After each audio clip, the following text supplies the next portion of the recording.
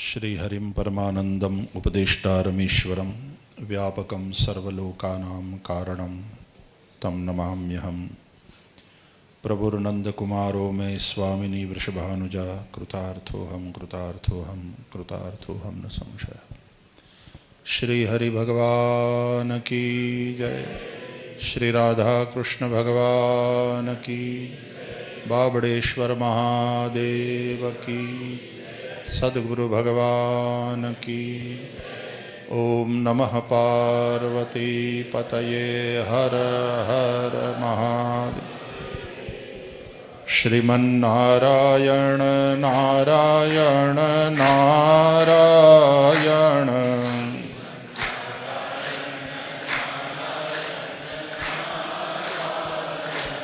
श्रीमन्नारायण नारायण नारायण,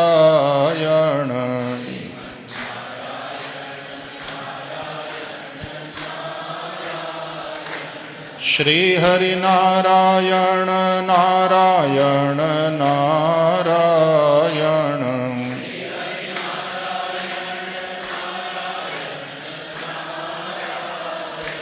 श्री हरि नारायण नारायण नारायण,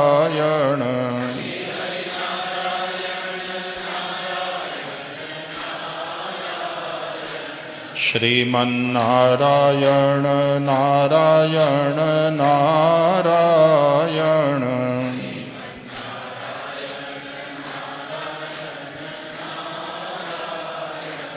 श्रीमन्नारायण नारायण नारायण,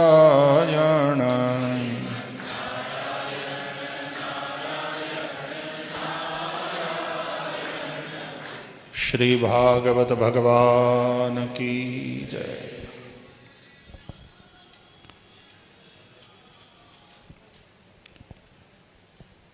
भगवान श्री हरिનું જ વાંગમય સ્વરૂપ શ્રીમદ ભાગવત છે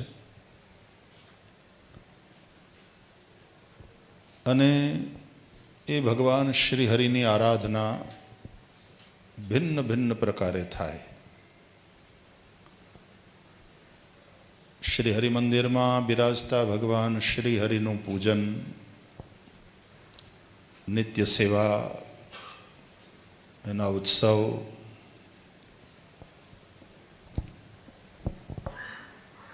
बहु शुरुआत में अपना आदरणीय मुखियाजीए योगेश भाई ये पहला एक मुखियाजी हता पण पछी लांबा वर्ष सुधी एमने काम सौंप्युं हतुं के विद्यार्थीओने तैयार करो।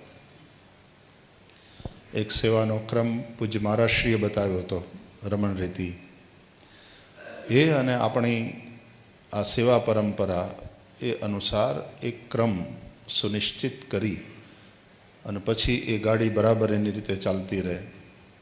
3 वर्ष लाग्या। एमां एस्थेटिक सेंस आववी जोईए। आ ड्रेस हशे ठाकुरजीनो तो कई पीछवाई होवी जोईए। माळा पण थोड़ीक आडी अवળી होय तो मारू तरत ध्यान जाए एटले तरत एटले 3 वर्ष टूका टूकी ना था तो ठोक पीट करके उसको ठीक कर दिया। कुछ मुखिया जी के कान में कह दूं कि इसको आप देख लेना, इसको सुधार लेना। अने अत्यारे प्रभु कृपा थी भगवान श्री हरि नी सेवा ए रीते थई रही छे। एक सेवानो ए प्रकार। बीजी सेवा आपणे बधा जे करीए छीए श्री हरिना वांग्मय स्वरूप श्रीमद भागवतनी सेवा जे आपणे सौ करीए छीए। तच्छृण्वन् प्रपठन् विचारण परो भक्त्या विमुच्येन्नरः। श्रोताओ छे ए श्रवण करे અને શરૂઆત શ્રવણથી જ થાય। શ્રદ્ધાથી શ્રવણ કરો અથવા ન હોય તો એ શ્રવણ કરો, શ્રદ્ધા થાય।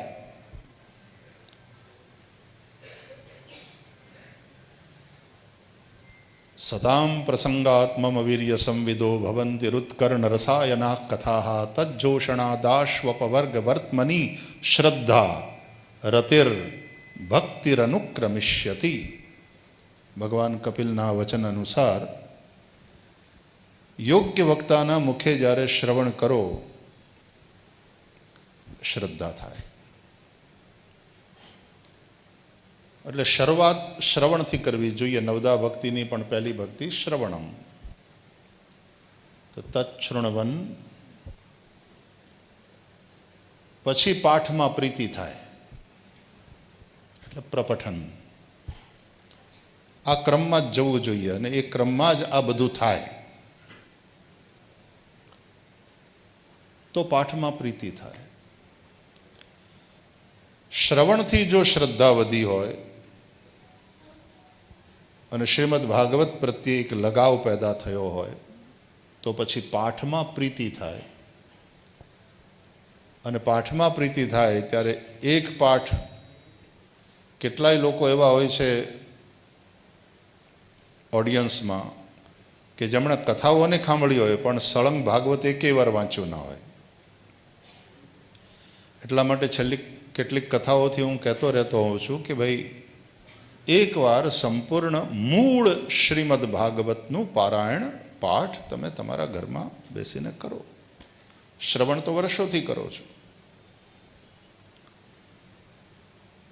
તો એ શ્રવણથી જો શ્રદ્ધા થઈ હોય તો પછી પાઠમાં પ્રીતિ થવી જોઈએ. અને વક્તાઓને તો ખાસ, વિદ્યાર્થીઓને તો ખાસ નિત્ય પાઠ. આપણા માટે તો નિત્ય પાઠ આવશ્યક જ નહીં, અનિવાર્ય છે. જે વ્યાસપીઠ ઉપર બેસે છે એને માટે તો અનિવાર્ય છે. બાકીના સાધકો માટે આવશ્યક છે. તો શ્રવણથી શ્રદ્ધા, પછી પાઠમાં પ્રીતિ, અને એ જો પાઠ નિયમિતપણે થાય. 108 પારાયણ શ્યામભાઈના થયા, પૂરા થયા. અમારા આચાર્યજી પણ પાછળ પાછળ ચાલે છે.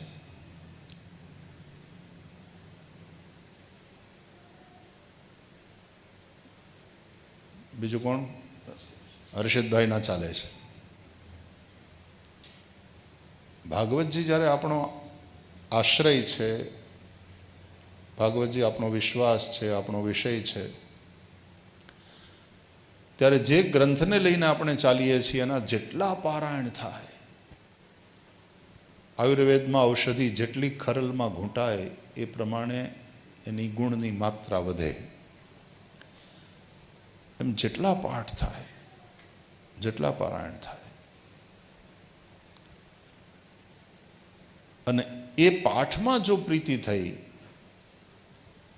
તો ચિંતન પરાયણ ચિત્ત થાય. તચ્છૃણવન પ્રપઠન વિચારણ પરઃ. એમને એમ ચિંતનમાં પ્રવેશ ન થાય.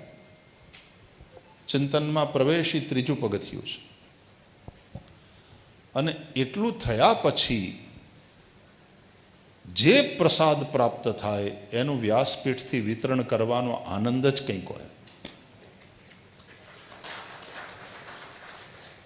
ત્યારે યશોદાના ભાવથી નવનીત તૈયાર થાય મંથન કર્યા પછી, અને શ્રોતાઓના હૃદયસ્થ બાલકૃષ્ણ પ્રભુને એનો ભોગ લાગે. तो ये खूब आनंद की बात है, मेरे लिए संतोष की भी बात है.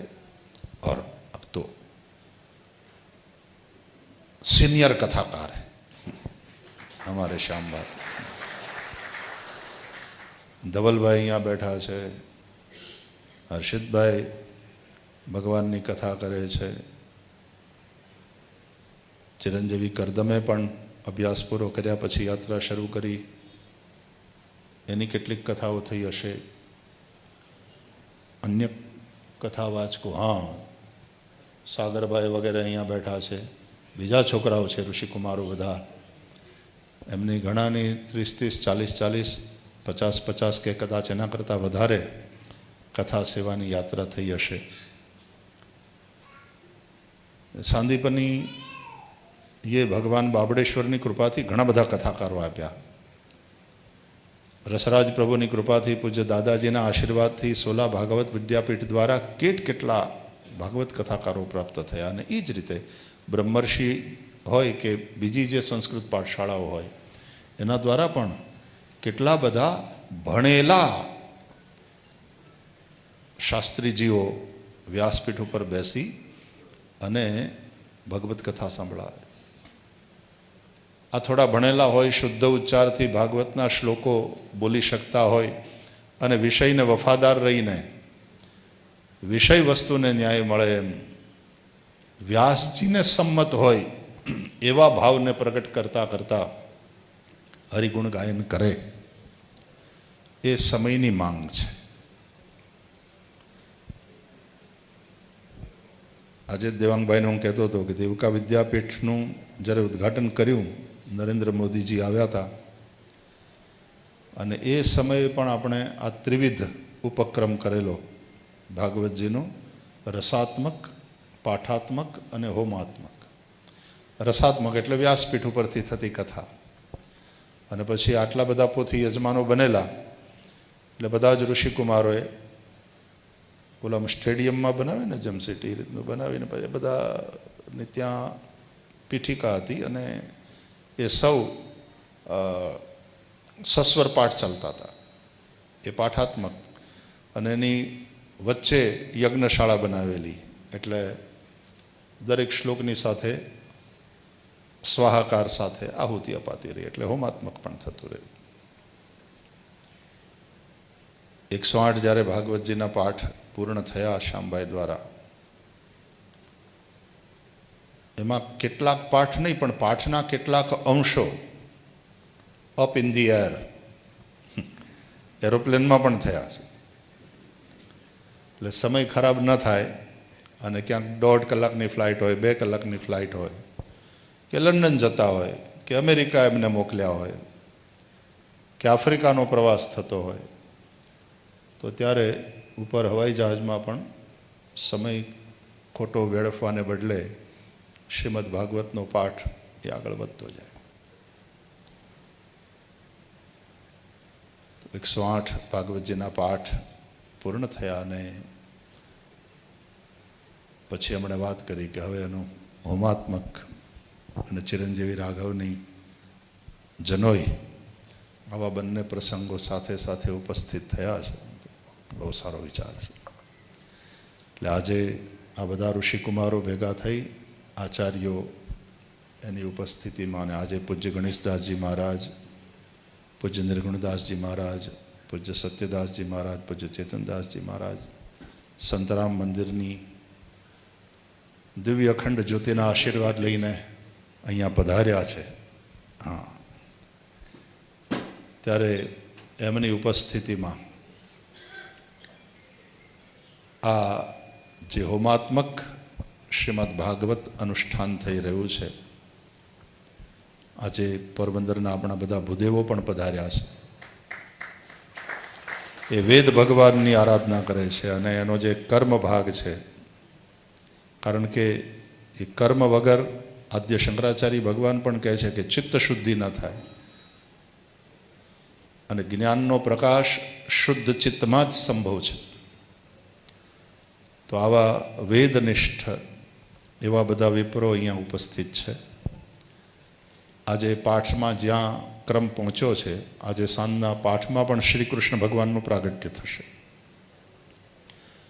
અને ચિરંજીવ પ્રિય શ્યામભાઈનો પણ આજે જન્મદિવસ છે.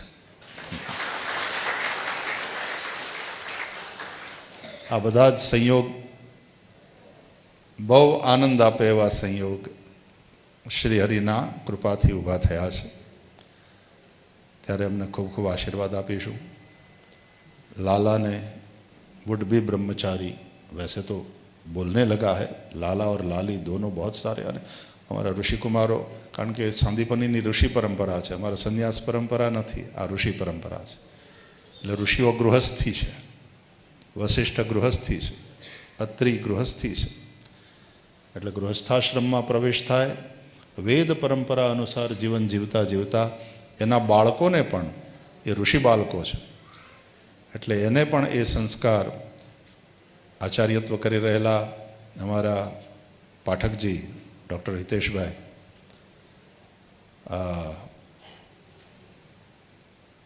એમની શાસ્ત્રીયતા, એની સાથે સાથે એ આખી જે એક પરિકલ્પના હોય છે દરેક કાર્ય માટેની, એ એટલી સુંદર હોય છે.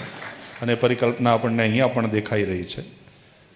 સાંદીપનીના ઉત્સવો ઇત્યાદિ વગેરે જે કંઈ હોય ત્યારે આખી ઉત્સવોની પરિકલ્પના, એ બધી જવાબદારી એમની છે. ફાલ્ગુનભાઈ છે, ફાલ્ગુનભાઈના આ બધી એમની સ્ટેજનું મંચની પરિકલ્પના બધી એમની હોય. અને એવા એવા સરસ સરસ આઈડિયાઝ લઈ આવે.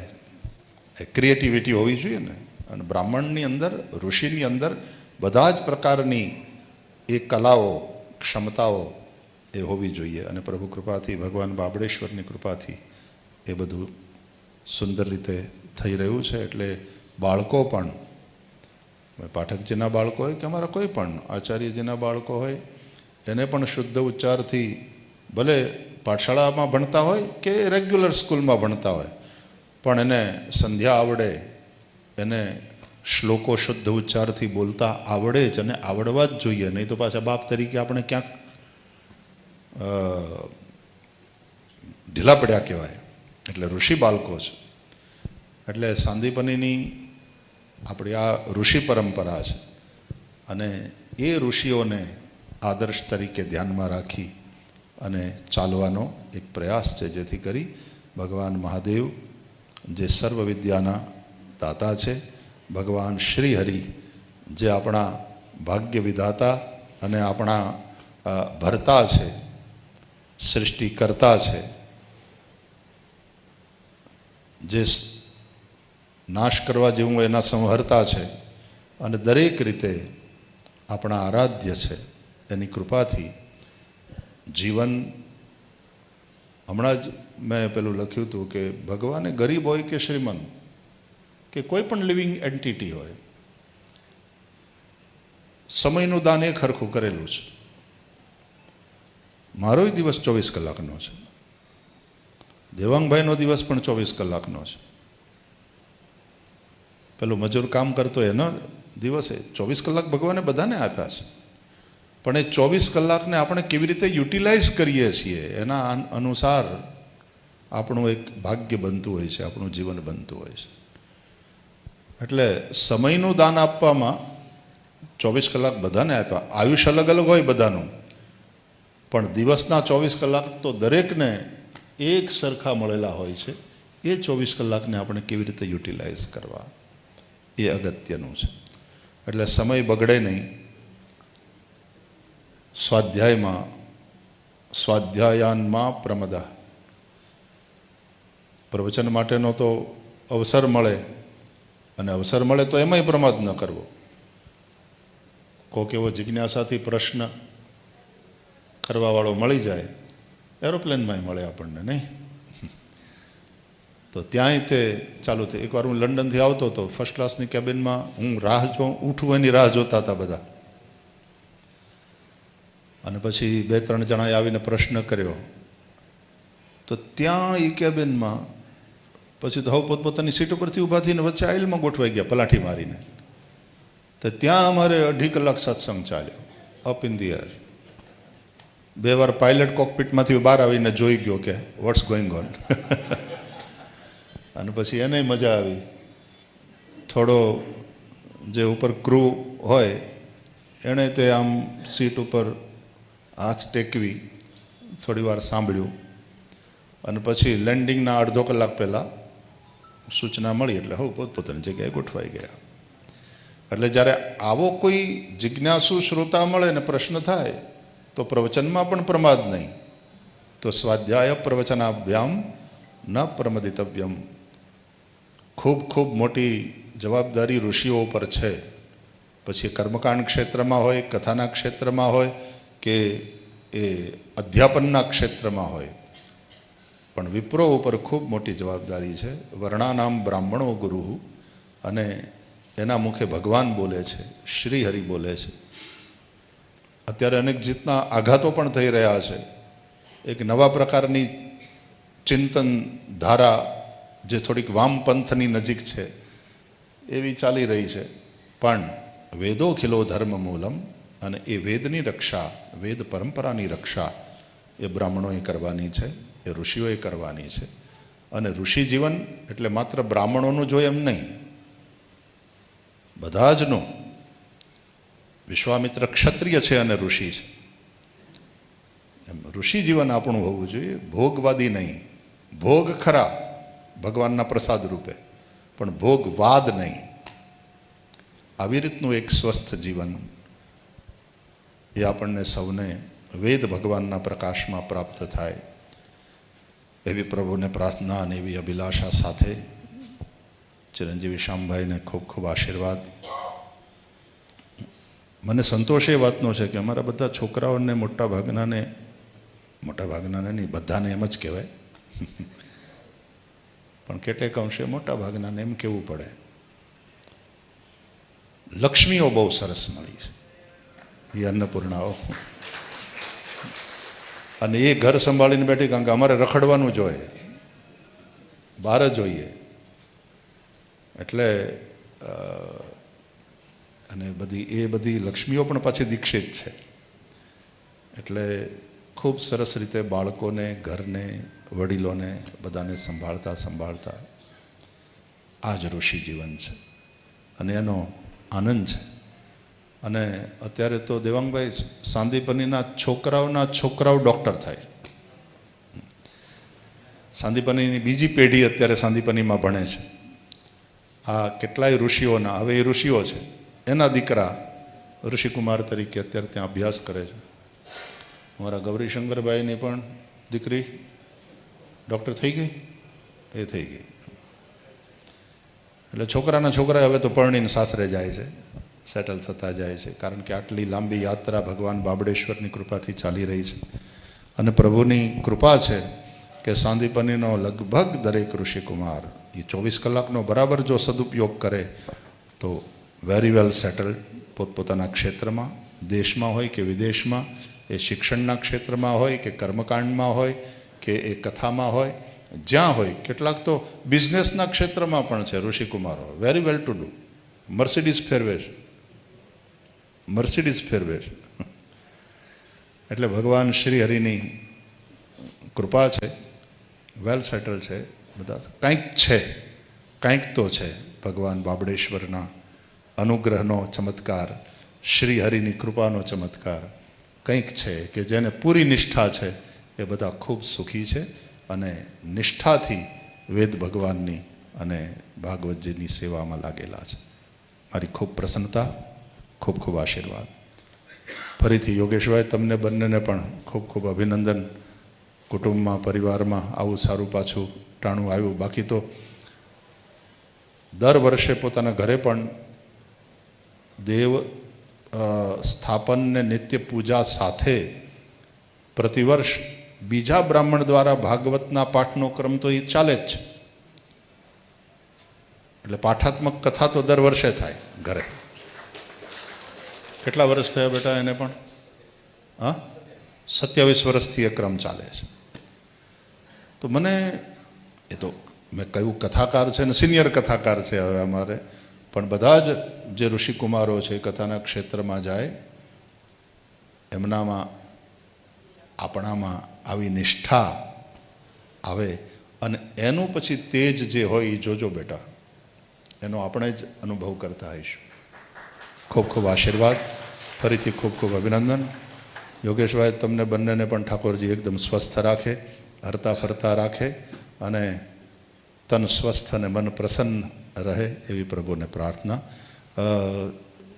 શ્યામભાઈ વતીથી હું પણ આજે પૂજ્ય સંતો પધાર્યા, મહારાજની દિવ્ય જ્યોતિના આશીર્વાદ લઈને આપના પણ આશીર્વાદ મળ્યા. એટલે આવા બધા આશીર્વાદ અમારા ઋષિઓને આપતા રહેજો. મારી પણ પ્રસન્નતા વ્યક્ત કરું છું. और आपको भी बहुत बहुत आशीर्वाद. બધા જ ત્યાંથી ઘણા બધા આવ્યા છે, ઉમરેઠથી અને નડિયાદથી.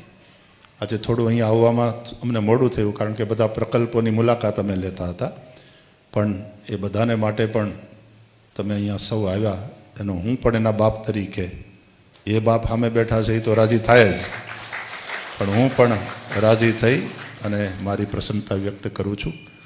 સૌને ખૂબ ખૂબ આશીર્વાદ. જય શ્રી કૃષ્ણ. ચિરંજીવી રાઘવના યજ્ઞોપવિત નિમિત્તે અને હોમાત્મક શ્રીમદ ભાગવત અનુષ્ઠાનના આ ઉપક્રમની અંદર પૂજ્ય ગુરુદેવ દ્વારા પૂજ્ય શ્રી શ્યામભાઈ અને એમના પરિવારને શુભ આશીર્વાદ પ્રાપ્ત થાય છે. આપણે સૌ તાલીઓથી એમને એ આશીર્વાદના આપણે સાક્ષી બનીએ.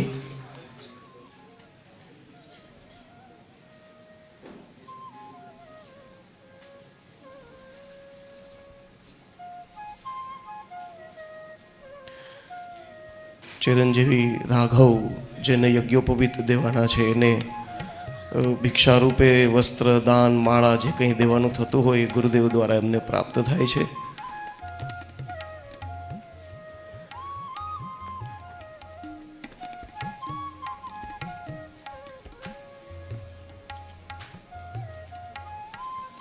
શ્રી સદગુરુદેવ ભગવાન કી જય.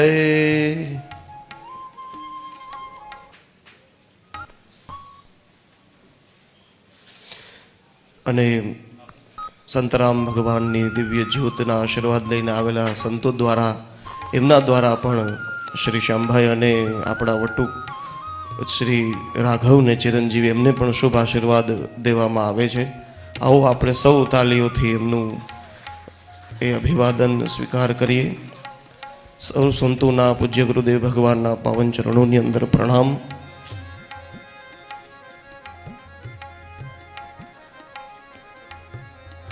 આપણા મુખિયાજી આમ તો અમારા બધાના દાદાજી, એ દાદા બન્યા હશે એ પહેલાંથી અમે લોકો એમને દાદા જ કહીએ છીએ. એવા શ્રી યોગેશભાઈ ઠાકર અને એમના અમારા મા બંનેને આશીર્વાદ અહીંયાથી પ્રદાન કર્યા છે.